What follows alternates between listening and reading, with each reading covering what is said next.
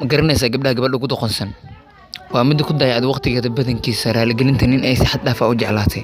markuu ka fogaaday uu ka tagay haddana cimrigeeda hafkiisa ku bixinaysa sidii ay ugu iloobi lahayd waqtigeeda ugu badan waxay ku bixinaysaa ka fikirka qaladeed ee ka gashay nafsadeeda waxay ku eedaysaa ka tagitaanka uu ka tagay inay iyada sabab u ahayd sidii inuu keligii ku nool yahay adduunkan oo kale taas waxaa cagsi ku ah gabadha adag